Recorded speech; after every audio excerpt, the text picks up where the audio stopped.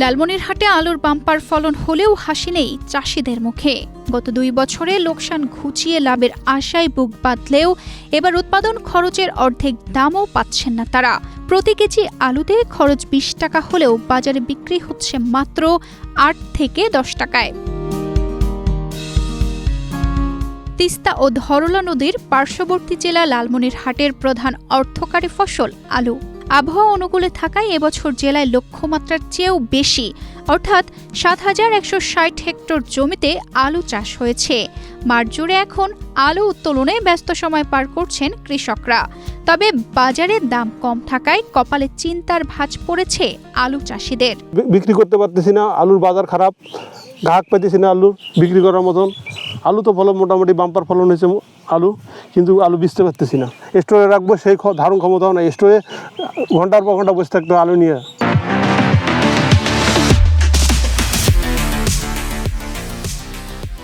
আলুর কাজ করতেছি, কিন্তু এই 2-3 বার ধরে আলুর সিজনের কাজ করে আমরা কোনো এই কাজের হাজিরা ঠিক মতন পাচ্ছি না।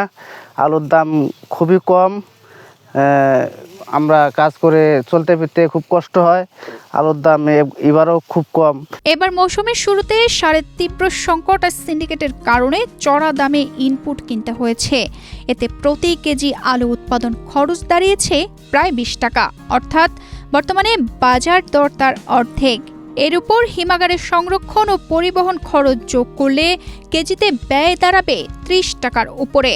ঋণ পরিশোধের চাপে অনেক ক্ষুদ্র কৃষক পানির দরে আলু বিক্রি করতে বাধ্য হচ্ছেন। স্টোরে ভাড়া বেশি, আবার বেচা যায় না, সারের দাম বেশি, তাতে লস। আর সামনে আবাদ করার চিন্তা ভাবনা থাকবে না আর কি। কেজি তো 7-8 টাকা কেজি। আমরা বিঘা প্রতি 6,000-7,000 টাকা লস আছে। তো 100 দিন মাটি গেলে মনে হয় বহু টাকা লস।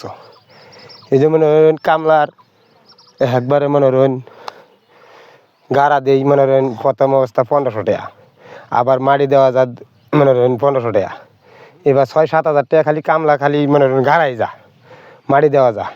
এরপরে ওষুধ আছে, সার আছে, পানি আছে। আবার মনে হয় যে তুলার সময় মনে হয় একটা দুন করা 5,000 টাকা খরচ যাইতেছে বিঘা প্রতি। মনে হয় যে এর মধ্যে গিয়ে এবারে দেখা যাইতেছে 7-9 টাকা 8 টাকা কেজি আলু বেচলে প্রায় বিঘা প্রতি 10,000-12,000 টাকা লস। আলুর বহুমুখী ব্যবহার এবং এ অঞ্চলে আলুজাত শিল্প প্রতিষ্ঠান গড়ে তোলা জরুরি। এভাবে লোকসান হতে থাকলে নিরুৎসাহিত হয়ে আবারও তামাক চাষের দিকে ঝুঁকে পড়তে পারে, যা সরকারের তামাক মুক্ত কৃষি প্রকল্পনার জন্য বড় বাধা হবে, এমনটাই জানিয়েছেন এই কর্মকর্তা। এখন কোনো কারণে আমাদের সরবরাহ বেড়ে গেছে, চাহিদা কমে গেছে, এই কারণে আলুর মূল্যটা কমে গেছে।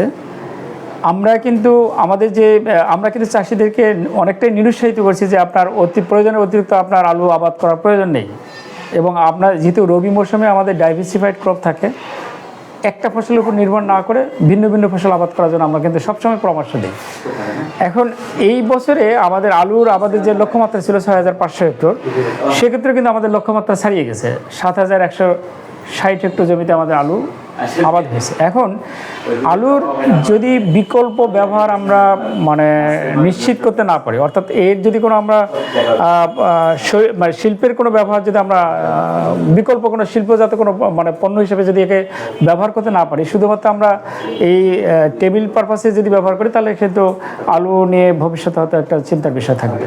কৃষকদের দাবি ন্যায্য মূল্য নিশ্চিত করতে সরকারি পর্যায়ে সরাসরি আলু ক্রয় এবং পর্যাপ্ত হিমাগার সুবিধা নিশ্চিত করা হোক, নয়তো উত্তরের এই জনপদে আলু চাষে আগ্রহ হারাবেন সাধারণ কৃষকরা।